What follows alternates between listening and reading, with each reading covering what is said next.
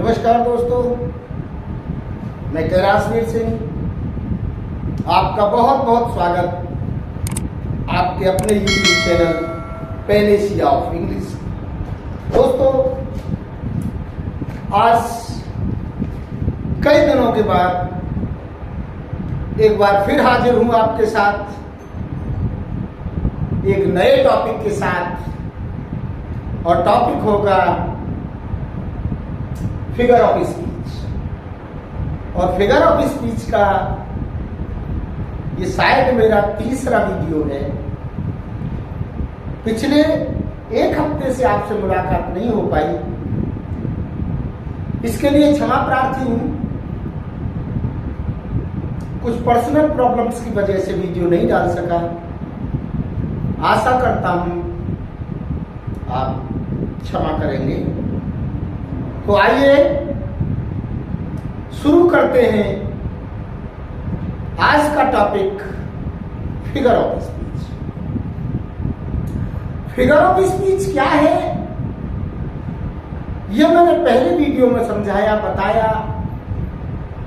उसके बाद 2 वीडियो और बनाए फिगर ऑफ स्पीच के, कौन कौन से फिगर ऑफ स्पीच हैं। और फिगर ऑफ स्पीच की जहां तक बात है, बहुत मोस्ट इंपॉर्टेंट टॉपिक है। टीजीटी और पीसीटी में कम से कम 3 क्वेश्चंस फिगर ऑफ स्पीच से पूछे जाते हैं, और कभी कभी 5 क्वेश्चंस भी देखने को मिल जाते हैं। तो आइए शुरू करते हैं आज का टॉपिक, फिगर ऑफ स्पीच, जिसको हम हिंदी में अलंकार कहते हैं। पहला फिगर ऑफ स्पीच देखिए, alliteration. Alliteration what we call in plain Hindustani अनुप्रासन अलंकार। तो क्या होता है ये एलिटरेशन, देखते हैं। रिपीटिशन,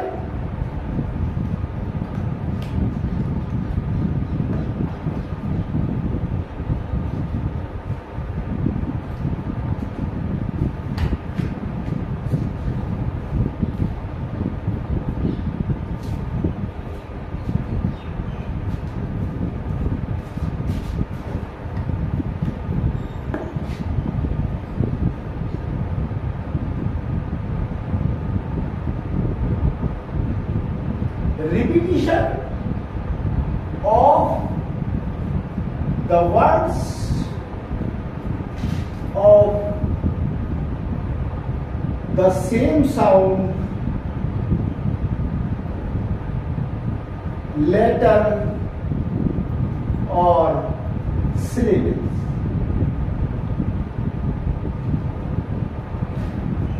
जब किसी लेटर का, या ऐसे भी कह सकते हैं, when the same sound is repeated,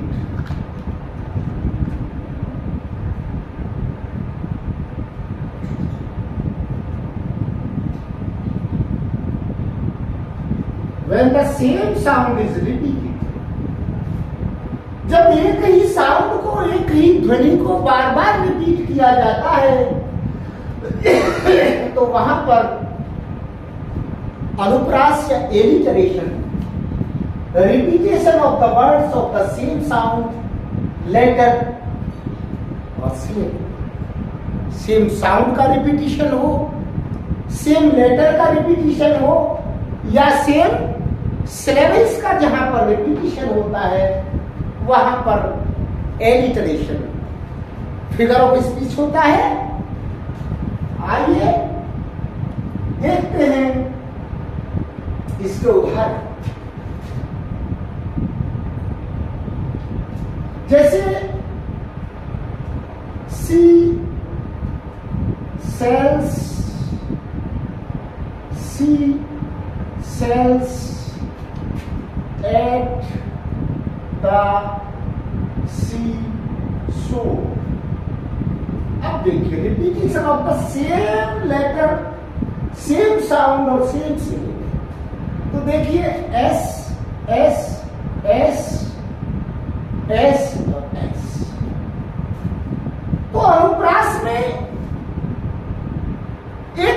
ध्वनि का बार बार रिपीटिशन होता है, ये एक ही लेटर या एक ही सिलेबल का बार बार रिपीटिशन होता है, वहां पर हम एलिटरेशन कहते हैं उस अलंकार को, और हिंदी में इसको अनुप्रास अलंकार। जैसे how, high, his highness, holds his haughty head. तो आप देखेंगे कि जो लेटर एच है, how, high, his highness, hold his haughty head, H H H H H H H H, तो एक ही लेटर का बार बार रिपीटिशन। तो यहां एलिटरेशन, जहां एक ही लेटर को, एक ही साउंड को या एक ही सिलेबल को बार बार रिपीट किया जाता हो, वहां एलिटरेशन होता है, अनुप्रास अलंकार। And you might have understood, you must be knowing it, I think so. Now to the next one, that is ambiguity.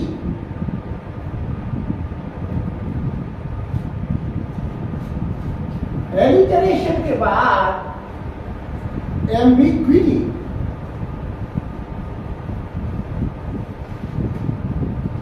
Ambiguity देखते हैं।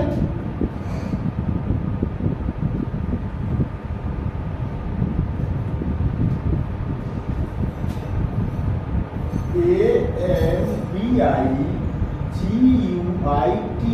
एम्बिग्विटी कहते हैं संदिग्धता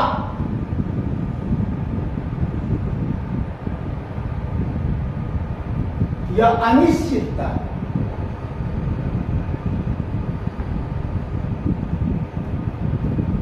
ये एम्बिग्विटी, संदिग्धता या अनिश्चितता। द क्वालिटी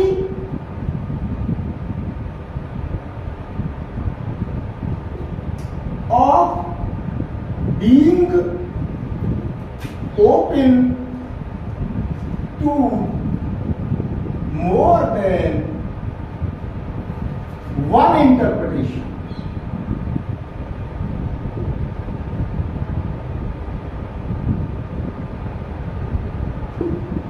क्या है? एम्बिग्विटी संदिग्धता है, अनिश्चितता है। The quality of being open to more than one interpretation, यानी जिस शब्द का एक से ज्यादा इंटरप्रिटेशन जिसकी हम कर सके, एक से ज्यादा तरीके से जिसको हम इंटरप्रेट कर सके और जिसको व्याख्या कर सके, या ऐसे कहते इन टू और मोर पॉसिबल वेज।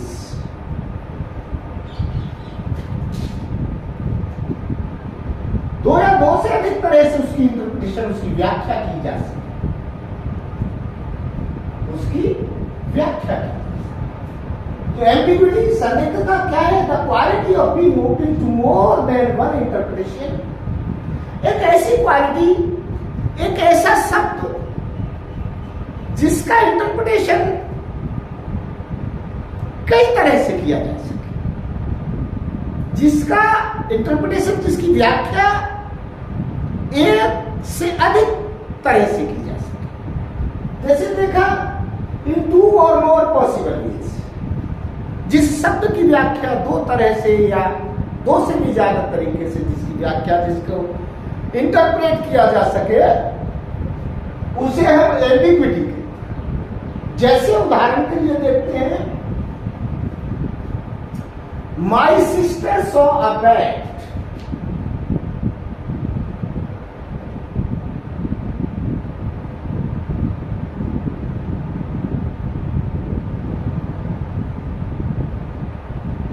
देखिए माई बैट, ये शब्द आया बैट। बैट माने बल्ला को भी कहते हैं और बैट चमगादड़ को भी कहते हैं। तो मेरी सिस्टर ने क्या देखा? बैट देखा। अब एक शब्द है बैट, अब वो बल्ला भी हो सकता है, चमगादड़ भी हो सकता है। तो एक ही शब्द के दो अर्थ निकलते, इंटरप्रिटेशन दो। बैट माने बल्ला और बैट माने चमगादड़। जैसे I went to the bank,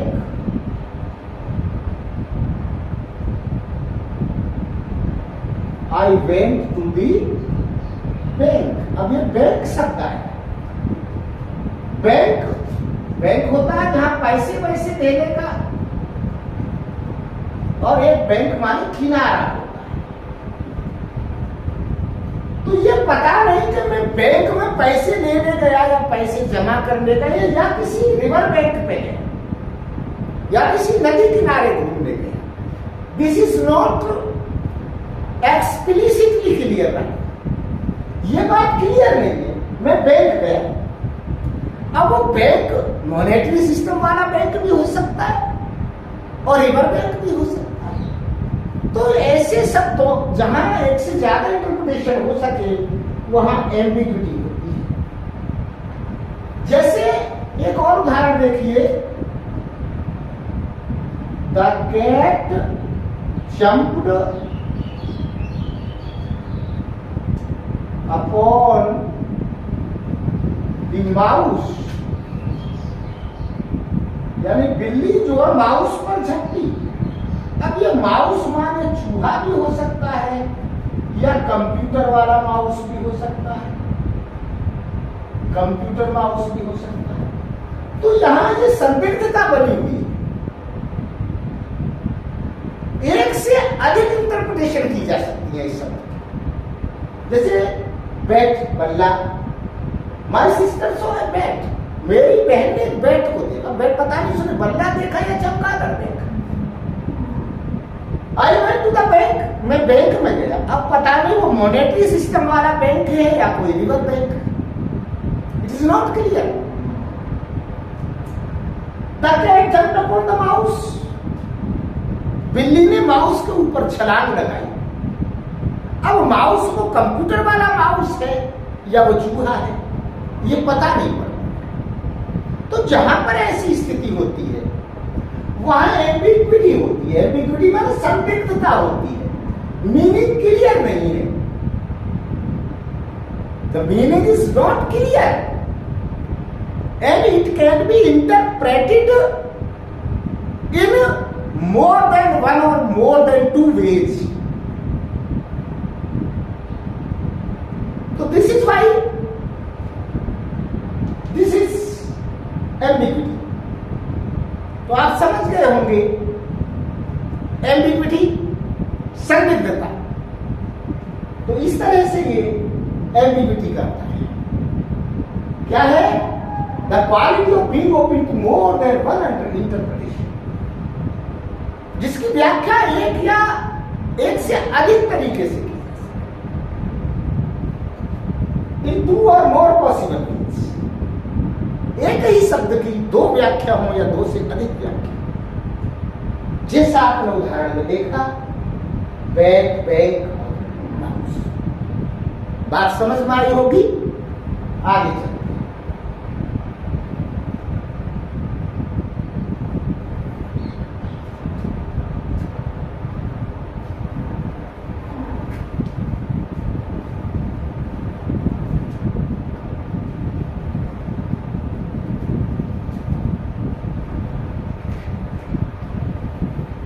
अब देखते हैं आगे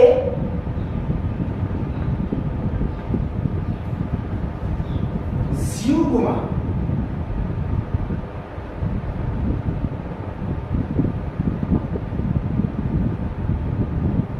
और ज्यूगमा क्या है इसको समझने की कोशिश करें।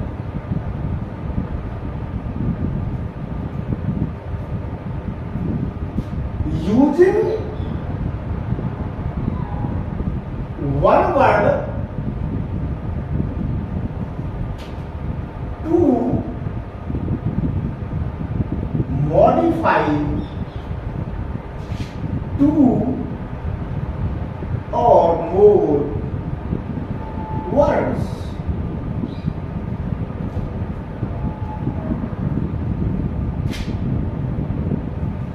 Using one word to modify two or more than one word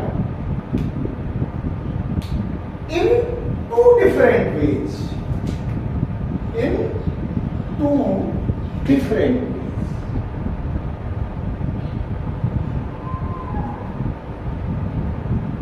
ये चूमा है। इसका उदाहरण आपको बताएंगे, समझना है। Using one word to modify two और more words in two different ways, यानी एक ऐसा शब्द जो अन्य दो शब्दों को मॉडिफाई कर, जो अन्य दो शब्दों के साथ उनकी विशेषता बताता है। ऐसा एक शब्द जो अन्य दो शब्दों के साथ भी अप्लाई किया जाता हो। यानी अगर सीधा हम इसको समझे तो one word is applied for the two. One word is applied for the two. एक शब्द दो के लिए इस्तेमाल किया जाता है। तो ऐसी जगह क्या होता है, ज़्यूम। Using one word to modify two or more words in two different ways. या सीधा समझे one word is applied for the two. One word is applied for the two. जहां पर एक शब्द का इस्तेमाल दो शब्दों के लिए किया जाता हो, जैसे सी ब्रो,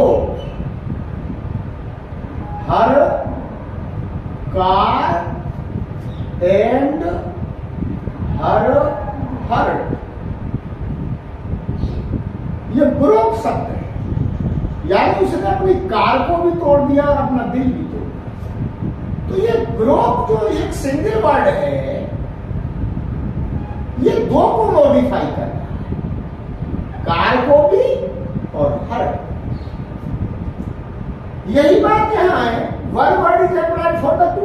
ये एक वर्ड दो के लिए, she broke her car and her heart. Broke car के लिए भी और हर्ट के लिए। ऐसी स्थिति में क्या है, ज्यू। नेक्स्ट देखते हैं, नेक्स्ट क्या है,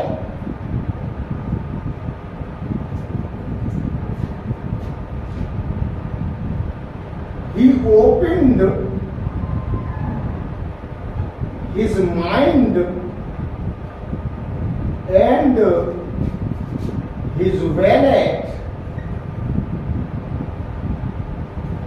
wherever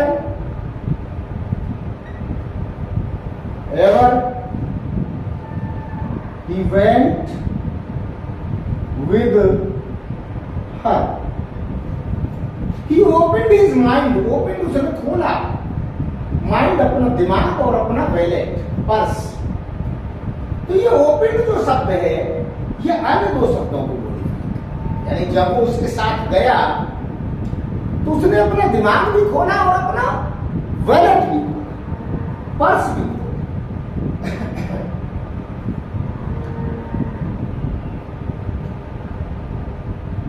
जैसे she formally hand, her hand and her tongue. अब ये सी फॉर्मली हैंड, ये हैंड जो है, ये हैंड के लिए भी है और टंग के लिए। तो जब एक शब्द अन्य दो शब्दों को मॉडिफाई करता है तो वहां पर क्या होता है, ज्यूमा होता है। जैसे एक उदाहरण और देखें, एक उदाहरण और देखें इसका।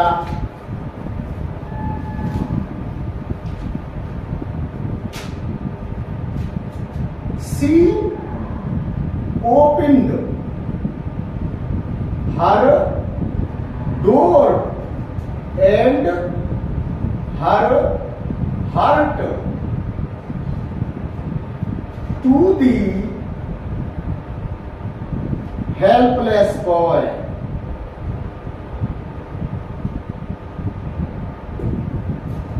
सी ओपन है, उसने खोल दिया क्या? हर डोर, अपना दरवाजा खोल दिया, अपना दिल खोल दिया। किसके लिए? हेल्पलेस बॉय, एक बेसहारा बच्चे के। तो ये जो ओपन है ये दो के लिए प्रयोग हुआ है, डोर के लिए भी और हार्ट के लिए। सो आप देख रहे हैं one word is applied for the to, एक शब्द दो के लिए, ओपन, डोर और heart. And you must be knowing this thing very well. आप समझ गए हो? समझ गए। आगे देखते हैं, आगे क्या है?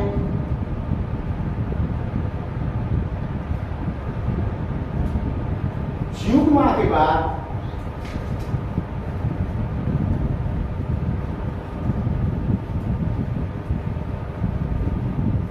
के बाद देखते हैं लाइटोटेस, LITOTES, लाइटोटेस। लाइटोटेस क्या है? क्या होता है लाइटोटेस? यानी एफर्मेटिव बाय निगेटिव, ये समझिए सीधा। एफर्मेटिव बाय निगेटिव, यानी जब हम निगेटिव में बात करते हैं लेकिन उसका सेंस एफर्मेटिव निकलता है। लाइटोटेस क्या है? Affirmative bye negative. जब हम निगेटिव में बात करते हैं लेकिन उसका सेंस जो है वो एफर्मेटिव में आता है। A negative statement is made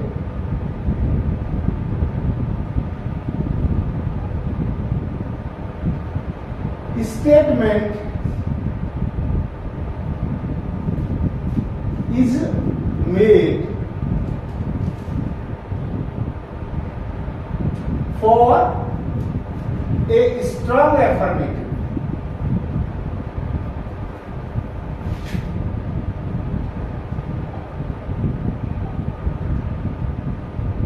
यानी निगेटिव से स्ट्रॉन्ग एफर्मेटिव, बात निगेटिव में कही जाती है लेकिन उसका मीनिंग जो होता है वो एफर्मेटिव में आता है।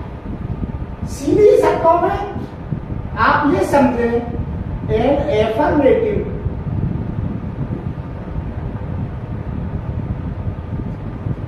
इज सजेस्टेड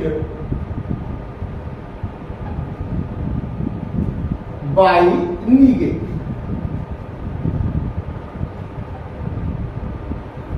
ये बहुत सादा है, इसको देखें। Affirmation by negative, affirmative by negative. A negative statement is made for a strong affirmative. या an affirmative is suggested by negative. बात एक ही है, समझने की बात ये है कि जब हम बात निगेटिव में कहते हैं लेकिन उसका सेंस जो है वो पॉजिटिव में या एफर्मेटिव में आता है, बिल्कुल ऑपोजिट होता है, तो वहां पर लाइटोटेस होता है। जैसे उदाहरण देखें, I am a citizen of no mean city. No mean city, mean माने छोटा, तुच्छ। यानी I am a citizen of no mean city. मैं किसी छोटे मोटे शहर का रहने वाला नहीं हूं। निगेटिव में बात कर रहा है, मैं किसी छोटे मोटे शहर का रहने वाला नहीं हूं। मतलब क्या निकलता है इसका ऑपोजिट? अर्थात मैं एक बहुत बड़े शहर का रहने वाला हूं। तो affirmative is suggested by negative. तो ये निगेटिव का सेंस एफर्मेटिव आता है। कैसे? नो मीन सिटी, मैं किसी छोटे मोटे शहर का रहने वाला नहीं हूं। अर्थात बड़े शहर का रहने वाला हूं। जैसे कहेंगे यू आर नो फूल,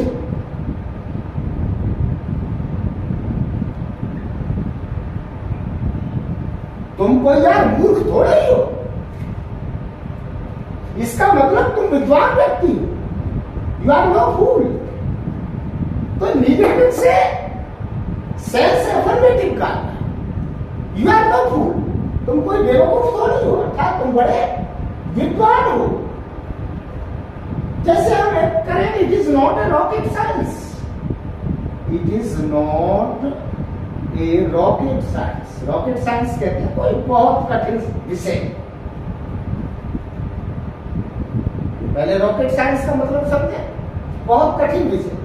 तो कह रहा है it is not a rocket science, यानी ये कोई इतनी कठिन बात थोड़ी है, अर्थात बड़ी सीधी सादी सरल बात है।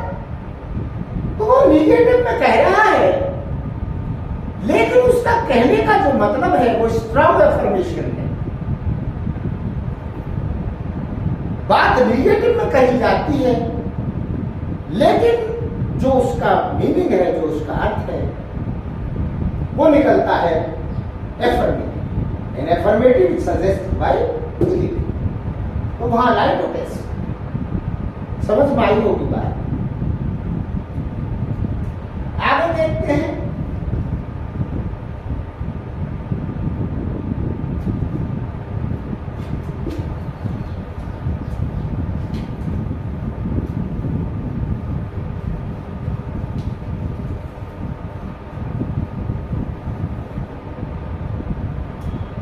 टॉटोलॉजी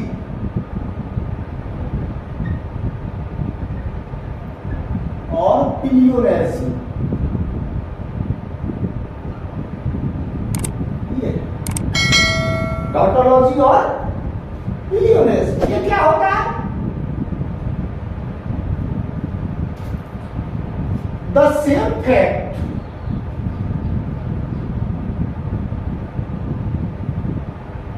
or idea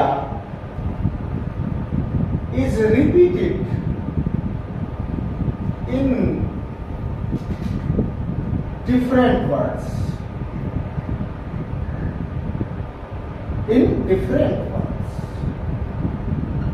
टॉटोलॉजी या पिलियोनेसिज्म क्या है? द सेम फैक्ट और idea is repeated in different words, अलग अलग शब्दों का प्रयोग किया जाता है, लेकिन उनका मतलब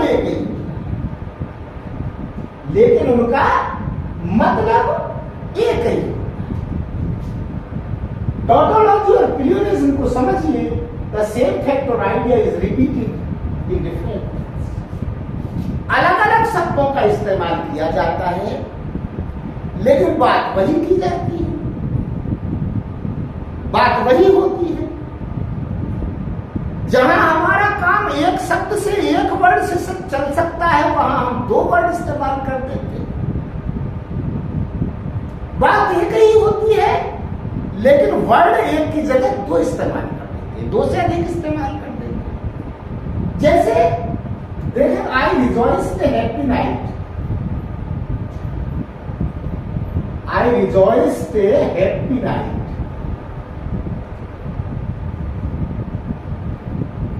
अब हैप्पी का, रिजॉइस का तो एक ही मतलब है, तो यहां अननेसेसरी, जब एक शब्द से ही काम चलता था, चल सकता था, तो वहां पर हमने दो शब्दों का इस्तेमाल किया। ये क्या है?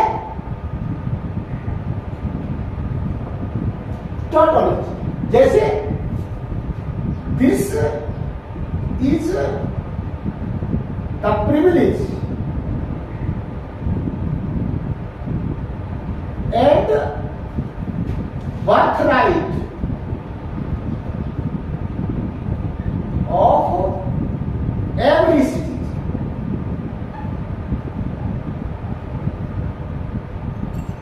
अब प्रिविलेज माने और बर्थराइट ये की मतलब विशेषाधिकार या जन्मसिद्ध अधिकार। तो हर नागरिक का अपना विशेष अधिकार होता, अपना जन्मसिद्ध अधिकार होता है। एक ही शब्द का प्रयोग किया जा सकता था, लेकिन यहां हमने एक से अधिक शब्दों का प्रयोग किया अननेसेसरीली। जहां एक शब्द से ही काम चल सकता है वहां दो शब्दों का प्रयोग कर रहे हैं। तो ये क्या है, टाटोलॉजी या पिलियोनेसिस। जैसे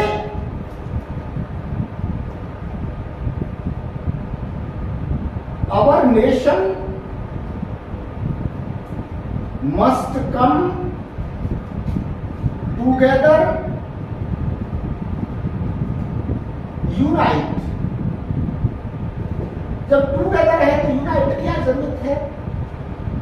तो एक ही बात कहने के लिए दो शब्दों का प्रयोग किया। तो ऐसी स्थिति में जो फिगर ऑफ स्पीच होता है उसको हम टॉटोलॉजी या पिलियोनेसिस, जहां एक शब्द से काम चल जाए लेकिन फिर भी हम दो शब्दों का इस्तेमाल करें तो वहां टॉटोलॉजी या पिलियोनेसिस है। आपकी समझ में आया होगा। आगे देखते हैं।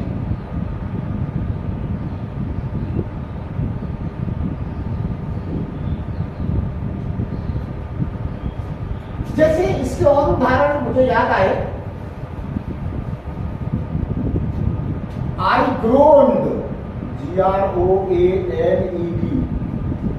with aches and pains। मैं करा उठा, एक्स माने दर्द और पेन्स माने दर्द। अब एक ही शब्द का प्रयोग हो सकता था लेकिन फिर भी हमने यहां दो शब्दों का प्रयोग किया। जैसे I request you, please to come।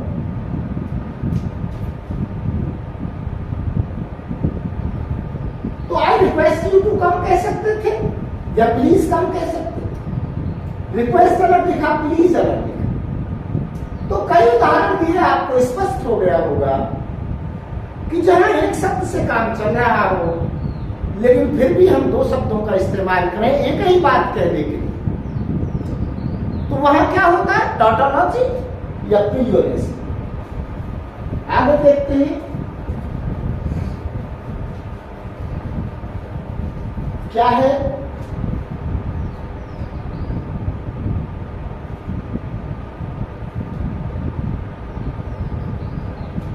पैराबेल।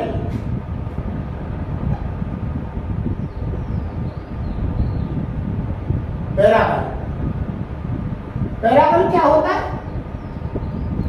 जैसे नीति कथा, नीति कथा जिसको पैराबल। और ये नीति कथा पैराबल को डिफाइन कैसे करेंगे? It is a short fictitious story.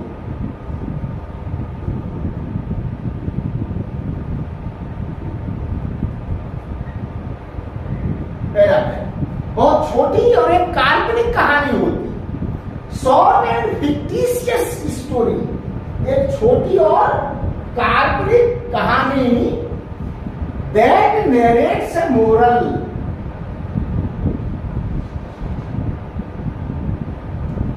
That narrates a moral। हमने बताया नीति कथा, मोरल नरेट किया। तो it is a short fictitious story that narrates A moral. बहुत छोटी एक काल्पनिक कहानी होती है जिसमें कोई ना कोई नैतिक संदेश दिया हुआ होता है, एटीट्यूड और religious principal, moral attitude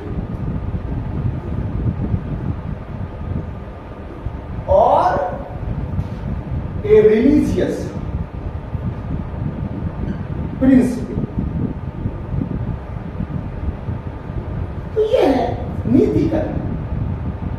it is a short fictitious story, बहुत छोटी सी काल्पनिक कहानी होती है that narrates a moral attitude, जो क्या एक मोरल नरेट करती है, और अ रिलीजियस प्रिंसिपल यानी कुछ धार्मिक कथाएं कहानियां जो समाज के लिए, जो व्यक्ति के लिए कुछ मोरल देती, नैतिक कथाएं या नीति कथा जिनको बोलते थे,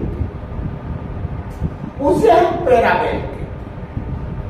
बहुत सी नीति कथाएं आपने छोटी छोटी स्टोरी सुनी होगी, तो ये है पैराबल। इसके बाद पैराबल के बाद क्या है? फेबिल।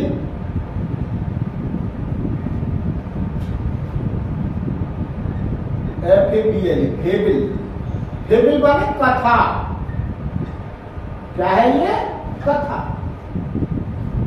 ये नीति कथा, ये कथा, बात तो लगभग एक जैसी है, लेकिन फेबिल में क्या है? फेबिल क्या होता है? ए लीजेंडरी स्टोरी।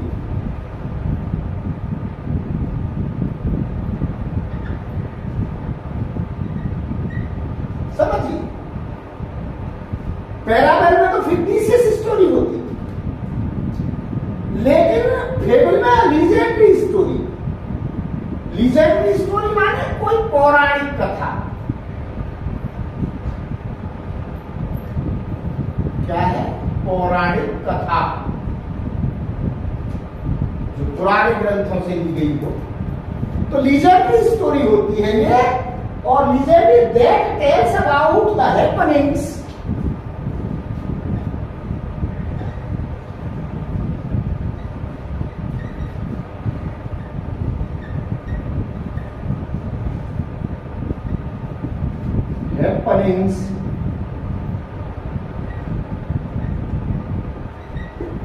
जो किसी घटना की जानकारी देती है,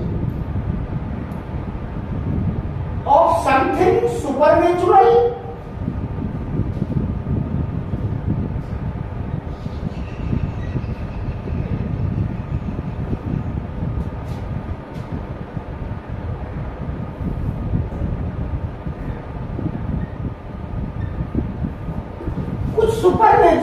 सुपरनेचुरल माने हेवनली। कुछ सुपरनेचुरल चीजें होती हैं, कुछ हेवनली चीजें होती हैं। और इसकी मेन पहचान ये है कि animals and birds talk and act like human beings।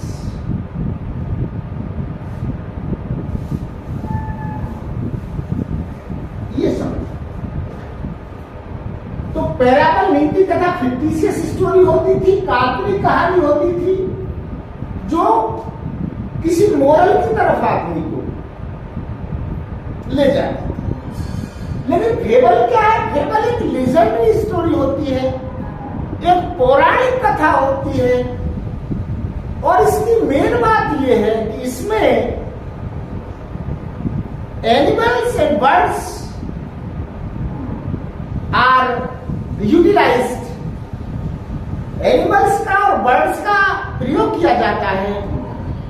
And they talk like, they work like a living being. और वो ऐसे काम करते हैं जैसे कोई जीवित प्राणी। तो उसको हम कहते हैं फेबल। तो फेबल में क्या है?